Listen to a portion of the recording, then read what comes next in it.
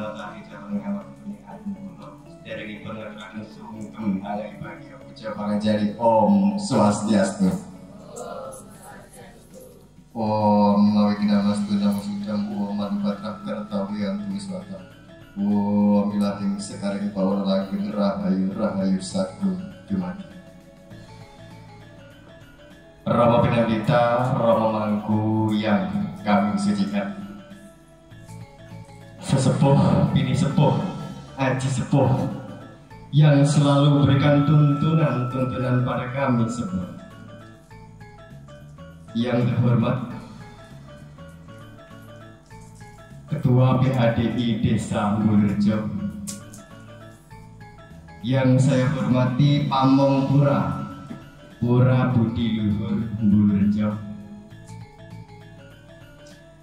yang saya hormati panitia penyungsung upacara Hari Suci Galungan dan Pradah Pura Mbulrejo,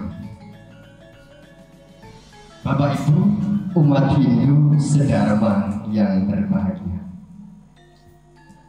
Puji Astunkar kita haturkan ke hadapan Tuhan Ida Sang Yang Widiwasa, karena atas asung kertawaran nugrahannya Bapak Ibu, di hari ini yang cerah ini kita dapat berkumpul dalam mengaturkan bakti ke hadapan Tuhan Ida Sang Yang Widiwasa dengan keadaan sehat tanpa kurang suatu apapun.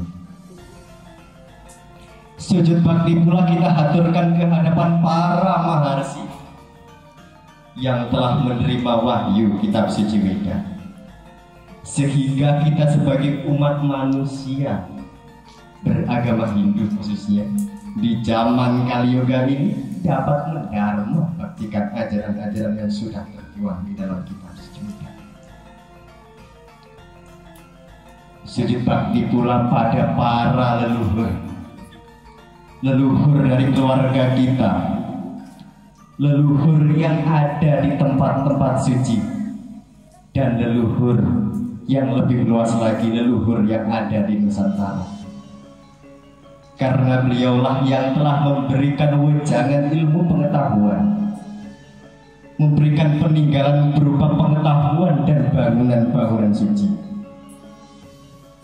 sehingga kedepannya bagi generasi muda Hindu khususnya dapat mengaplikasikan ajaran-ajaran dari leluhur yang sudah diwariskan dan melindungi, merawat tempat-tempat suci tersebut. Bapak Ibu umat Hindu sedharma yang berbahagia, bahwa kita sebagai umat beragama Hindu tentunya meyakini bahwa Weda menjadikan Weda sebagai ilmu pengetahuan dan meyakini Weda sebagai kitab suci kita bersama. Bahwa wahyu Weda yang diturunkan oleh Tuhan Ida Sang Yang Widiwasa dan diterima oleh para maharsi bersifat anandi ananta, tidak berawal, tidak berakhir. Maksudnya adalah bahwa wahyu Weda yang diturunkan oleh Tuhan ini sudah ada sebelum manusia itu ada, dan keberadaannya akan tetap eksis sampai nanti karena bersifat tidak berakhir. Maka wahyu Weda Bapak Ibu dari zaman ke zaman, masa ke masa, langgeng, abadi, dan akan tetap relevan untuk kita jadikan pedoman hidup Bapak Ibu. Bapak Ibu umat Hindu sedharma, maka di dalam ajaran agama Hindu kita mengenal istilah trikerangka dasar Hindu. Pertama tatwa, di mana orang Hindu memahami tentang filosofi pemahaman mengenai sebuah ketuhanan. Tuhan yang Hindu dibahas di tatwa. Lalu ada susila, bagaimana manusia itu lahir wonten alam padang, piye carane gawe sing apik, susila tingkah laku yang baik. Lalu ada upacara. Secara etimologi, secara struktur katanya, upacara niku berasal dari kata upa dan cara. Upa niku yang berarti dekat, Cara yang berarti cara atau sebuah metode, sebuah cara. Upacara itu upaya untuk mendekatkan diri ke hadapan Tuhan Ide Sang Hyang Widi Wasa. Maka di dalam pelaksanaan upacara niki Bapak Ibu wonten sing diarani bebantenan yang disebut dengan upakara. Upa itu dekat, kara itu sarana, sarana untuk mendekatkan diri ke hadapan Tuhan Ide Sang Hyang Widi Wasa. Nah, Bapak Ibu, maka dalam pelaksanaan upacara ataupun yagnya dari dulu sampai sekarang sangatlah penting. Seperti yang dikatakan dalam Yajurweda, upacara terbesar dalam sejarah perkembangan Weda adalah upacara pelaksanaan yagnya. Nah, Bapak Ibu, maka yagnya ini begitu penting sebagai korban suci, yang dimana yagnya keberadaannya adalah menjalin sebuah keharmonisan. Di dalam ajaran agama Hindu sendiri Bapak Ibu, kita mengenal istilah 3 hal yang dapat menyebabkan keharmonisan yang disebut dengan Trihita Karma. Yang pertama adalah perahyangan, hubungan manusia dengan Tuhan Ide Sang Hyang Widi Wasa. Bapak Ibu, seperti yang kita lihat sekarang, kita berkumpul di sini menghadap Tuhan. Kita berbakti menggunakan sarana buah-buahan, bunga dan sebagainya seperti ini. Tetapi terkadang kita mendapatkan sebuah pertanyaan, Bapak Ibu. Kenapa orang Hindu kalau bersembahyang harus menggunakan sarana seperti yang dijelaskan dalam Bhagavad Gita? Patram puspam palam toyam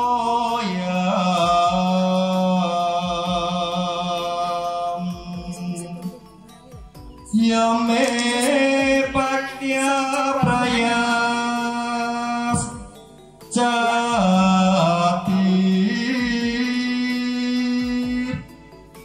tak aham bakti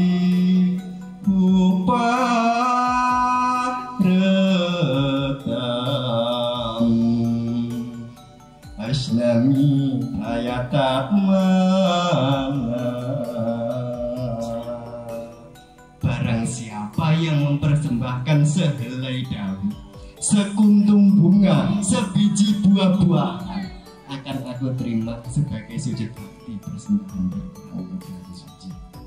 Bapak Ibu, kembali lagi, kenapa orang Hindu kalau beribadah harus memberikan bebantenan, sarana bunga dan sebagainya? Apakah Tuhan meminta itu semua? Di zaman sekarang, khususnya generasi muda Hindu, harus bisa melogikakan sebuah agama. Memang agama itu ada beberapa yang tidak bisa dilogikakan, tetapi kita dituntut untuk melogikakan agama. Kenapa? Agar mudah diterima oleh masyarakat luas. Lalu kenapa seperti itu? Sekarang ibarat mawon. Wis di pacar ya? Mana kabeh? Ketika sudah punya pacar, biasanya di hari Valentine kita memberikan bunga pada pacar kita, memberikan bunga pada kekasih kita. Lalu apakah kekasih kita itu mangan kembang kuy? Tidak. Tapi nyapa kok diterima? Karena pacar kita mau menerima bunga itu karena melihat ketulus hatian kita, cinta kita melalui sarana tersebut. Begitu pula dengan Tuhan. Kenapa Tuhan menginginkan itu, mau menerima itu? Tidak lain dan tidak bukan karena Tuhan melihat cinta kita yang begitu besar ke hadapan Tuhan melalui sarana-sarana itu, Bapak Ibu. Itu makna dari pantun. Rasa ketulus ikhlasan kita wujudkan dari sarana-sarana itu semua. Nah, Bapak Ibu, maka di dalam galungan ini semua sudah paham ya masalah galungan. diperingati sebagai hari kemenangan Dharma melawan Adharma, yang rangkaiannya dari Tumpek Warigo hingga Manis Galungan pada hari ini sudah paham semua. Tetapi bagaimana dengan sejarah dari hari suci Galungan itu?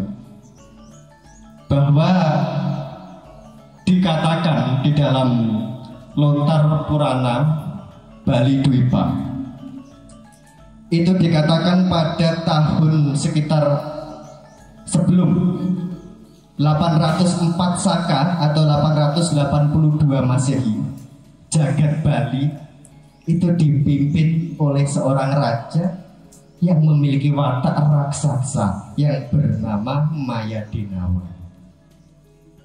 Mayadinawa ini keberadaannya sempat menguasai Bali, Lombok, dan Belambangan.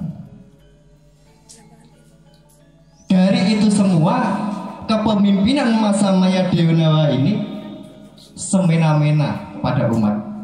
Umat tidak boleh berbakti pada Tuhan, mengatakan bahwa Mayadinawa ini adalah Tuhan itu sendiri atau dewa itu sendiri. Maka salah satu seorang empu yang bernama Empu Sangkul Putih ikut prihatin melihat itu semua, melakukan sebuah yoga samadhi di Pura Besakih. Dari samadhi di Pura Besakih itu beliau disuruh untuk pergi ke India minta bantuan dan datang dan dibantu oleh pasukan dari Dewa Indra. Nah, pertempuran antara Dewa Indra dan Mayadinawa inilah yang diperingati sebagai hari suci Galungan, kemenangan Dharma melawan Adharma. Bapak Ibu umat Hindu sedharma yang berbahagia.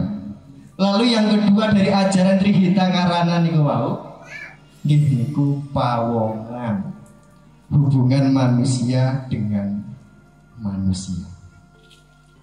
Sejatinya Bapak Ibu, tidak ada yang berbeda dari kita semua. Kita ini semua sama. Ketika sudah ada di pura, kita sujud bakti ke hadapan Tuhan, tidak ada yang berbeda. Wong adil niku kaum. Ada sebuah cerita yang menarik Bapak Ibu, mengenai bahwa setiap manusia itu ternyata sama saja, tidak ada yang baik, tidak ada yang buruk. Ada sebuah cerita, seorang ayah dan seorang anak. Suatu hari sang ayah ini menyuruh anaknya, "Le, metu ke omah, golekno bapak makhluk ning donya iki sing paling elek. Lek wis ketemu, golek balik. Lek orang ketemu aja pisan-pisan balik." Berangkatlah anak itu untuk mencari pesanan ayahnya. Di jalan, sang anak itu bertemu dengan pelacur. Ini sang anak ini adalah makhluk yang paling buruk karena menjual dirinya. Didatangi oleh anak itu, tetapi sebelum dia memegang seorang wanita ini, anak ini berpikir, suatu saat wanita ini pasti bisa berubah. Gak sido, golek meneh. Sampai perjalanan dia bertemu dengan banyak orang, seperti perampok, pencuri, pembegal dan sebagainya. Tetapi ketika dia mau membawa orang itu, selalu terpikir suatu saat orang ini bisa berbuat baik. Berhari-hari, berminggu-minggu, berbulan-bulan Bapak Ibu, sang anak ini duduk, tiba-tiba ada anjing di sampingnya. Anjing itu wis cilik, buluk, lumpuh, tur gudiken. Ini makhluk yang paling buruk. Apa kebaikan dari dia? Tidak. Maka dibawalah anjing itu, bawa pulang ke rumah.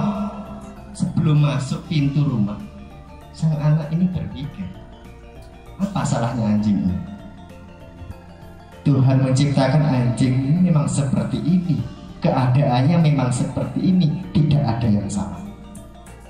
Lalu dilepaslah anjing itu, sang anak pulang ke rumah dengan tangan kosong.